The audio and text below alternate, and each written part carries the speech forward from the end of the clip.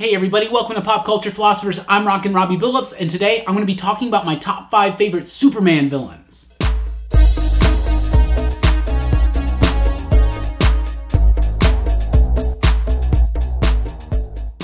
That's right everybody, welcome to Robbie's Top 5. I am Robbie, and I'm going to be talking about my top 5 favorite Superman villains. Villains are some of the best characters in fiction, are they not? Especially comic books. Spider-Man, Batman, X-Men, they boast some of the absolute most recognizable villains in pop culture. But don't sleep on Superman. The Man of Steel's got one of the best rogues galleries out there. Some of my favorites, that's what we're going to be mentioning. But first and foremost, not going to be including Darkseid on this list. Darkseid to me, not a Superman villain. That's a DC Universe line-wide threat. That's a big deal. That's like, at worst, Justice League villain, right? Not a Man of Steel villain. At least for me, Darkseid's not included in this list. Let's get on with it. At number 5, we've got Parasite, first debuting in 1966 in Action Comics 340. Parasite's one of the absolutely best villains out there for Superman. I love this character. He's got the visual appeal. A big purple monster with these gnarly, rounded set of teeth. Absolutely amazing, terrifying, super cool. But he's also got the power set. He absorbs the life force of anybody that he touches. Not just the life force, but the superpowers of any superpowered individual. So if Superman gets close enough to touch him, or even land a punch, Parasite's going to absorb his power and knock the Man of Tomorrow out. Love it so much, an absolute threat to the Man of Steel, no matter what version of the character. Because there have been many versions of this character throughout the years. First of all, you got Raymond Jensen, the original. That was the one from the Silver Age. Rudy Jones is the post-crisis version, the one I'm most familiar with. You got the Greg Rucka version, Alex and Alexander Alston, and Joshua Allen, which debuted in the New 52. No matter what version of the character it is, the look, the power set, everything basically remains the same. It's a very threatening character, though a severely underutilized character, in my opinion, in the Superman books. In fact, I think the best usage of this character is in Superman the Animated Series from the 1990s. Some recommended reading I would give you would be Superman 23.4 from the New 52. It's an origin of the Joshua Allen version of the character, but with Aaron Cooter on the artwork.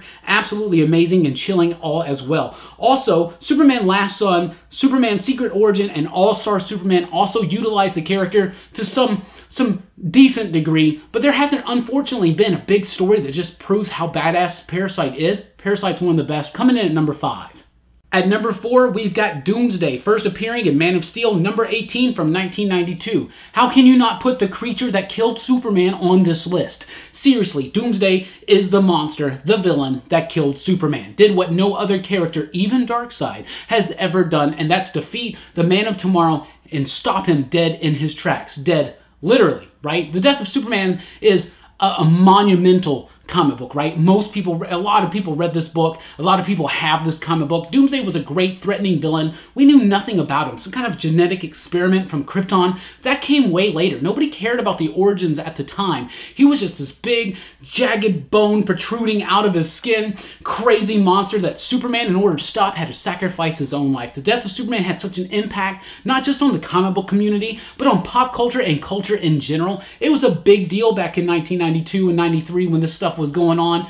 Fantastic, crazy stuff. Some of my recommended reading for Doomsday would definitely be Death of Superman, but don't sleep on Our Worlds at War, where Darkseid makes a deal and starts cloning Doomsday, and Doomsday gets a little bit smarter too. There's been a lot of reappearances of Doomsday in recent years, but Doomsday has never really quite captured that threat that he did in the original days, but that threat was enough to cement him as one of the top 5 favorite Superman villains.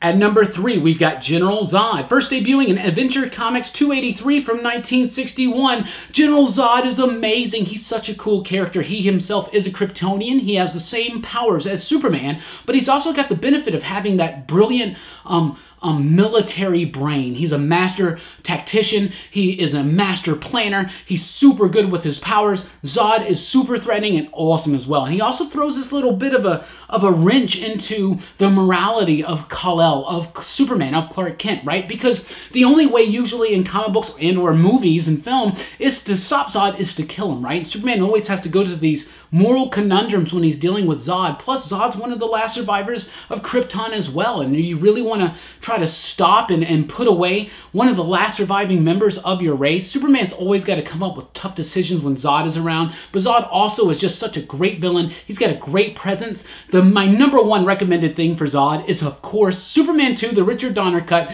Terrence Stamp put his stamp on that character, kneel before Zod. We all know that line. That's where it came from. Superman 2, that's where Zod really shines in his fullest, though John Byrne had a really good, decent run with him as well. But other recommended reading that I would give you for General Zod would be Superman Last Son, which I already talked about, and the New Krypton saga. Seriously, New Krypton is a very underlooked and underrated era of Superman. You had James Robinson, Jeff Johns, Greg Rucka. All those people were working on the Man of Steel and the surrounding Superman family. Zod was a threat, but he was also there for the duration. Fantastic stuff. The entire New Krypton saga. Definitely what I would recommend you. Zod, though, absolutely kneeling, one of the best. At number 2, we've got Brainiac. Debuting in Action Comics 242 from 1958. Brainiac's the best, super cool, an artificial intelligence community from the planet of Kolu. Every time he shows up, the Man of Tomorrow does not know what to do. Superman cannot handle Brainiac. Not only is he this crazy, awesome alien intellect, but he's just super powerful as well. Always putting the Man of Steel up against crazy conundrums and puzzles and enigmas. Superman can never work his way out of it. Fantastic stuff. Brainiac is definitely a threat. In the animated series from the 90s, which I've already mentioned, they made Brainiac kind of an integral part of the destruction of Krypton. I really like that gist to the vibe. In fact, some of the best Superman villains, all these Superman villains, they really were handled to maximum potential over that animated series. Brainiac is definitely one of the best. He frequently teams up with human Lex Luthor and just wrecks the Man of Steel. Super threatening not just Superman, but the Justice League and the DC Universe at large, but essentially a Superman villain. Some recommended reading would be Superman Brainiac, a story written by Jeff Johns with artwork by Gary Frank. A very touching, heartwarming story that has a lot of tragedy in it as well, but definitely spotlights Brainiac. Puts together all these different versions of Brainiac because there's been so many. Brainiac was also one of my favorite action figures from the Superpowers line. But Superman Brainiac is definitely something I would recommend. But during the Jeff Loeb and Joe Kelly days, don't sleep on Brainiac Y2K. As silly as the whole Y2K thing is, at least looking back on it nowadays, a fantastic story. Evil gets an upgrade, just like Jason X. And at number 1, could it be any other? Lex Luthor, first debuting in Action Comics 23 from 1940. Lex Luthor is not only one of my favorite Superman villain, he's one of my favorite villains, period, in anything. Portrayed by Gene Hackman, Kevin Spacey, and others on film and TV. Amazing character, very threatening to the Man of Steel. One of my favorite things about Lex Luthor is no matter what the iteration is, whether it's the mad scientist Luthor from the original days, or it's the corporate evil corporate behind the scenes Luthor from the John Byrne run and onward, it doesn't matter. He's just a man. He's just a dude who's very smart, who Superman can never put anything on and can never get anything around. Seriously, it's great. You look at Batman. His greatest villain, of course, not very arguably, is the Joker. You got the vision of the clown, which is something that usually inspires laughter in people, right? Against the hero, who is like a vampiric bat, right? Which is something that usually provokes terror in somebody's imagination, right? It's kind of the same thing with Superman and Lex Luthor. You got the intelligent, human, corporate, regal, kingly Lex Luthor, but he's the villain and the good guy is the alien from another planet, right? I love that dichotomy right there. I love the way that the characters work together. Lex Luthor is smart. He's evil. He's malicious. He's threatening. If he's not around, you don't know what's up. But he's also one of those villains that really works when he's in every single Superman comic book. Even if it's just for a page or two, Lex Luthor always has a presence, even in issues when he's not in. He's always got a presence in Superman books. Everybody knows Lex Luthor because of his popularity in comic books, movies, television, things like that. Absolutely amazing.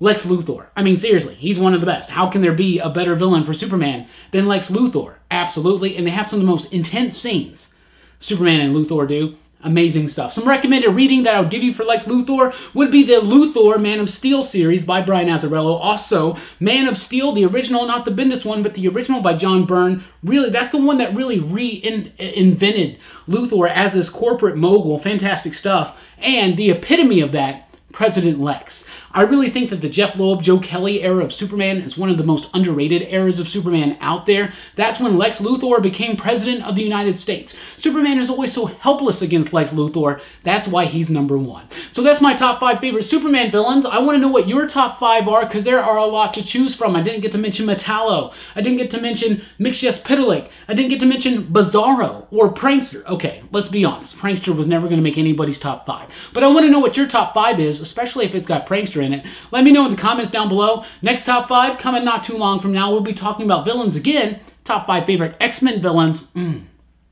Looking forward to that one. Thank you guys so much for watching this channel. Thank you guys so much for watching this video. Liking, sharing, subscribing, all that jazz. I've been Rockin Robbie Billups. Check us out at popculturephilosophers.com for podcasts and a whole lot more. Thanks for rocking with us. Keep top 5.